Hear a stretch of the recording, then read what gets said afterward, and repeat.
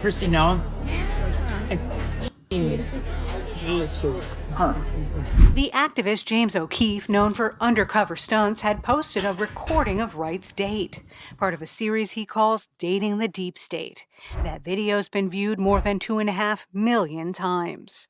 Wright's boss put him on administrative leave and then fired him. So there you have Brandon Wright at DHS. Notice how he behaves in the investigation. Former DHS IT specialist filed suit in U.S. District Court for the District of Columbia against Christy Noam and Heidi Doe, that's the woman who recorded him, also represented by Mark Zaid, that's the ambulance chaser for the intelligence community attorney. This guy was placed on administrative leave and later terminated in January 2026 for, quote, conduct unbecoming of a federal employee.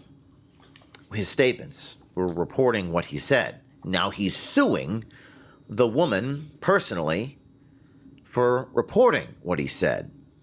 And the theory here by ambulance chasing attorney Mark Zaid is they're trying to make it a tort, it unlawful civilly in a civil sense.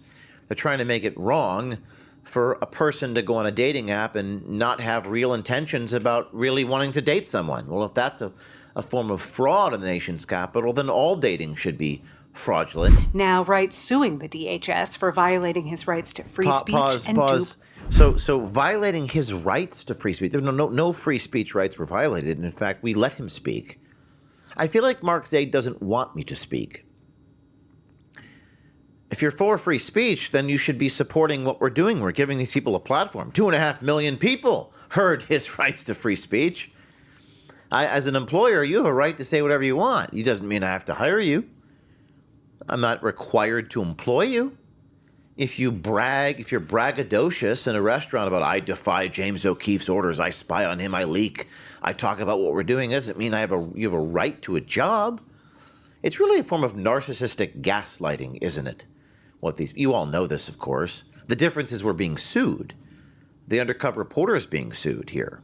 Play the rest of it. His lawyer's Mark Zaid. You still have First Amendment rights when you work for the government. You can still have your own private opinions. You can have your own private beliefs. Zaid's been closely following these kinds of undercover operations that mostly target mid-level federal workers and contractors. Few of those men have sued, mostly because Zaid thinks they haven't been able to find lawyers. We want this practice to stop. It's unfair. Okay, slimy. there he is. Attorney Mark Zaid, quote, I want James O'Keefe to stop. There it is. He wants me to stop. Do you guys want me to stop? Do you know how much it costs us to defend, to indemnify our reporters? $10,000 per reporter per month. And we've got many reporters. I pay their legal bills. And that's what it's really about. He wants me to stop. He wants to stop me. Well, I'll talk all about you, Mark Zaid. James O'Keefe shows no sign of stopping. He recently posted more undercover videos that feature people who work at the Secret Service and the FBI. His lawyer, Benjamin Barr, says O'Keefe and the women working with him are reporters. I think James consistently refers to himself as a muckraker and in that proud tradition, sort of an activist journalist. I see him as an independent journalist. If Brandon Wright and other men captured on video got hurt, Barr says it's because of words that came out of their own mouths. The men ensnared in these honeypot stings are testing lots of different legal theories. Sometimes they argue the women who do the recording committed fraud.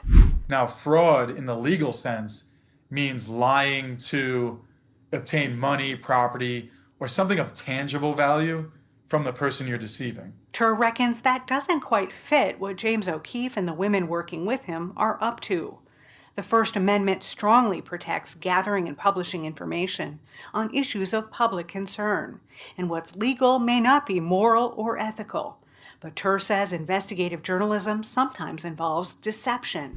We're very busy doing other exposés. That's very true. We're always very busy doing many things. But what's interesting there is the fraud argument that NPR is talking about is not true. It's inconsistent with the First Amendment. You can't claim that just because a woman isn't actually interested in you on some type of romantic level, that it's a tort That's not true, but Mark Zaid says he wants to shut us down.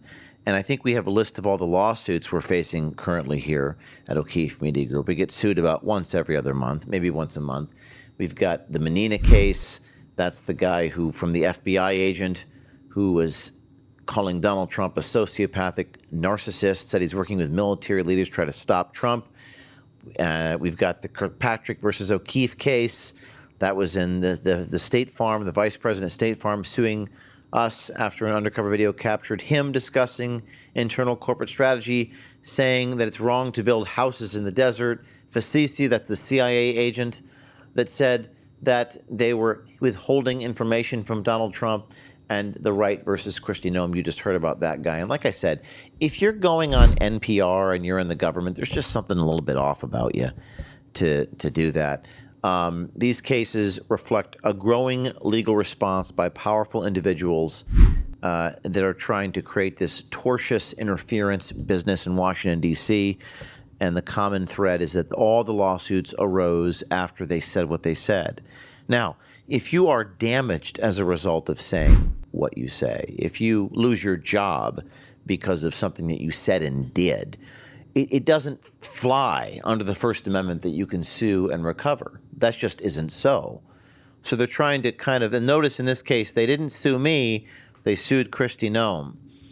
Mark Zaid is trying to try different theories, different legal theories, trying to get something to stick, to shut us down. So what we're fighting for is something fundamental. It's something deeply fundamental in the Constitution, the right to repeat what we're told. That's right, the right to repeat what we are told, which is what we're going to continue doing. Even if they win, they lose. That's what's great about what we do here. We're fighting for the First Amendment itself. So when you donate to Citizen Journalism Foundation, our nonprofit organization, you help fund this. You're not making us rich. You might be making some lawyers rich. That's a story for a different day. But Ben Barr's really helping us out here, our attorney, First Amendment litigation. You're helping fund the First Amendment. You're helping us withstand the lawfare, the legal threats, and expensive battles. People say you don't want to fund litigation. You're not funding litigation. You're helping support the First Amendment. And yes, it's insane that people can try to sue us over words that came out of their own mouth. But that's the reality.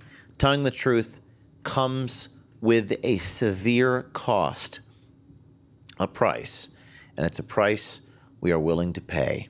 This is James O'Keefe. You know me for exposing the truth and holding the corrupt elite accountable. But today I want to talk to you about protecting your own freedom, your retirement. Now, gold is soaring above $4,200 an ounce right now and climbing towards $5,000. That's up over 45% this year alone, with silver closing in on $60 an ounce. Goldman Sachs, JP Morgan, and major banks are now forecasting gold between $5,000 and $6,000 within the next 6 to 12 months. And that's why I've partnered with American Independence Gold, a veteran-owned company where proceeds from every sale help support the Tunnel to Towers Foundation. And right now, my followers get a free gold bar with every purchase of $10,000 or more. Go to O'KeefeMediaGold.com, that's O'KeefeMediaGold.com, or call 833-324-4653. That's 833-324-GOLD. This is James O'Keefe, where freedom isn't given, it's secured. This is not financial advice.